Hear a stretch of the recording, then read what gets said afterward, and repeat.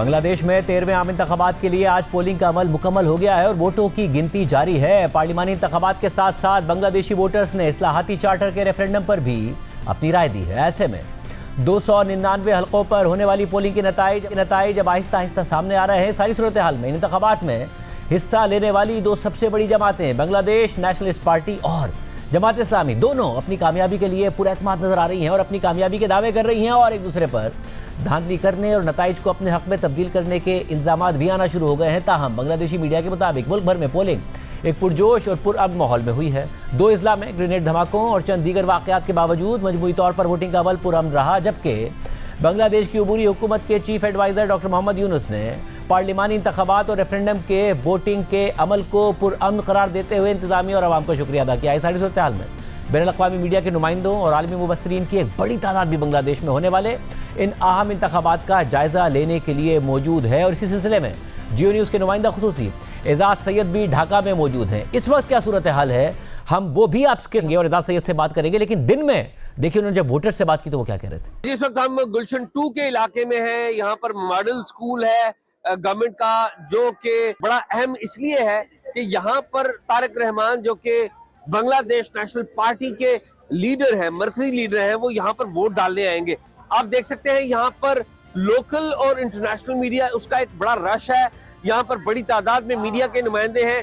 ज्यादातर हम देख रहे हैं हमारे हिंदुस्तान के जो जर्नलिस्ट हैं वो भी यहाँ पर ज्यादा हैं और वो देख रहे हैं कि किस तरीके से इलेक्शन होगा।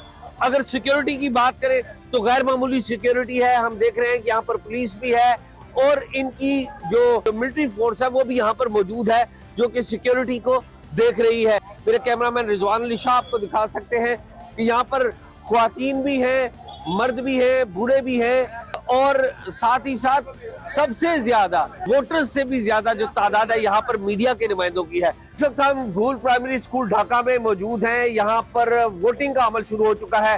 बाज़ मुकामात पर वोटिंग का अमल ताखीर से शुरू हुआ। आप देख सकते हैं बड़ी तादाद में यहाँ पर लोग हैं, औरतें हैं, जो नौमर नौजवान हैं, साथ ही साथ हम देखते हैं कि बूढ़े भी हैं जो कि आए हुए हैं। हमने यहाँ पर एक खातून को देखा है जो कि खुसूसी तौर पे व्हील चेयर के ऊपर आई है। लंबी कतारें लगी हुई हैं। यहाँ पर लोग बड़े जज्बात के साथ आए हैं और वो अपने मुस्तकबिल का फैसला करना चाहते हैं। और पोलिंग बूथ के अंदर की अगर बात करें तो हम देखते हैं कि एक ही पोलिंग बूथ के अंदर औरतें भी हैं और मर्द भी हैं। अलग अलग उनके पोलिंग बूथ हैं एक ही पोलिंग स्टेशन के अंदर और वो वोट कास्ट करना शुरू हो गए हैं। क्यों लोग इतनी खुशी से आए हैं इलेक्शन में वोट डालने? हमारे यहाँ बहुत सालों के बाद यहाँ पे वोट शुरू हुआ है, इसलिए सुबह सुबह सब आदमी के अंदर बहुत फुर्तीला मिजाज है, क्योंकि वो सब वोट देने चाहते हैं। बहुत सालों से हम लोग ये नहीं रह सके थे, इसलिए सुबह सुबह नमाज पढ़ के सब सुबह उठ के चले आए हैं। Because I'm very excited. After 20 years, we're having a proper election. Before those elections, they were rigged. There were allegations of rigging.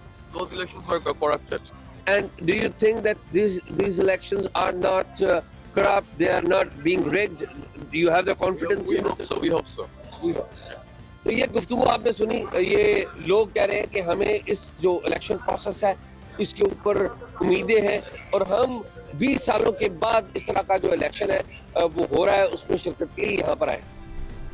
Election हो गया है ढाका में। बांग्लादेश के इलेक्शन कमीशन के सामने मौजूद हैं जियो न्यूज़ के नुमाइंदे एजाज सैयद। एजाज बहुत शुक्रिया, सारा दिन आपने कवरेज की। इनफैक्ट आप शुरू से कवरेज कर रहे हैं 3-4 दिन से। नाउ इलेक्शन हो गया, आपकी गालिबन पार्टी के जो मुख्तलिफ पार्टीज हैं जो एक्सपेक्ट कर रही हैं कि वो जीतेगी, जमात इस्लामी हो, बीएनपी हो, उनसे भी बात हुई है, इलेक्शन कमीशन के सामने भी मौजूद है। क्या सूरत हाल है?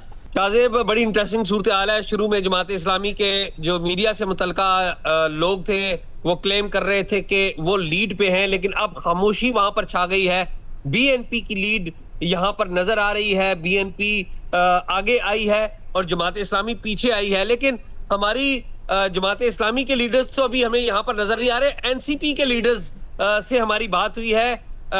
एक लीडर एनसीपी के हैं, उन्होंने हमें बताया कि हम महसूस कर रहे हैं कि कोई इंजीनियरिंग हुई है क्योंकि हमारे जो रिजल्ट्स हैं उनको रोक दिया गया है।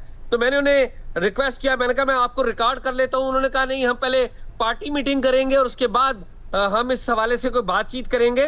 तो एनसीपी ने एक इंदिया जरूर दिया है कि जो उनके रिजल्ट्स नहीं आ रहे तो शायद किसी जगह पे कोई गड़बड़ हुई है, ये एनसीपी का कहना है। ताहम हतमी फैसला एनसीपी क्या करती है वो हमें बाद में पता चलेगा, और जमात इस्लामी भी इस हवाले से कोई ना कोई लाहे अमल जरूर देगी। आगे हमारी जमात इस्लामी के लीडर से बात हुई थी, उनके बड़े सीनियर लीडर हैं जिन्होंने हमें ऑन द रिकॉर्ड कहा कि जो भी रिजल्ट्स आएंगे हम उनको देख के उनका जायजा लेने के बाद उनको कबूल भी करेंगे, और अगर कोई मसला ना हुआ तो हम बाज़ाब्ता तौर पर ऐलान करके मुबारकबाद भी देंगे बीएनपी की लीडरशिप को। अब क्या जमात इस्लामी करती है, क्या एनसीपी करती है, इस बात का इन्हिसार है कि मुकम्मल रिजल्ट्स कब आते हैं। मुकम्मल रिजल्ट्स आते आते जो फॉर्मल जिसे कहते हैं ना मुसद्दका और वेरीफाइड रिजल्ट्स, वो स्लोली आ रहे हैं। वो कल दिन 12 बजे तक तो ये की जा रही है कि वो मुकम्मल हो जाएंगे, तो उसके बाद पता चलेगा कि क्या लाए अमल इख्तियार करती है वो जमात जो कि इलेक्शन लूज कर जाएगी। और ओवरऑल आपने जो आज दिन में देखा पुरअमन अंदाज में हुआ, लोग एक्साइटेड थे या कम टर्नआउट देखा, क्या क्या विटनेस किया आपने? ताजेब, ये गुज़िश्ता 20 साल की तारीख का सबसे पुरअमन इलेक्शन इसे कहा जाए तो गलत नहीं होगा। साल 2009 से ऑनवर्ड, अगर आप 2009 से ऑनवर्ड की बात करें तो शेख हसीना जीती थी 2009 में, फिर 2013 में शेख हसीना जीती थी, फिर 18 में जीती, फिर 24 में जीती। लेकिन इन तमाम इंतखाबात में वायलेंस एक परमानेंट फीचर था जो यहाँ पर होता था, मारा मारी होती थी और लोगों की लाशें गिरती थी। ये पहली दफा हुआ है कि पूरे बांग्लादेश में मजमूई तौर पर अमन आमा बरकरार रहा।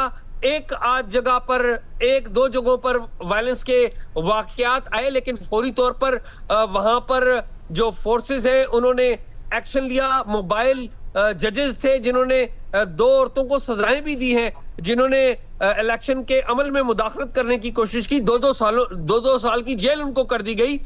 एक जगह पर एक शख्स के हलाक होने की खबर आई और वो भी पता चला कि उनको दिल का दौरा पड़ा किसी झगड़े के दौरान, और उनकी वो जान बहक हुए। मजमूई तौर पे ये जो बांग्लादेश की हालिया तारीख का पुरअमन तरीन इंतखाब था।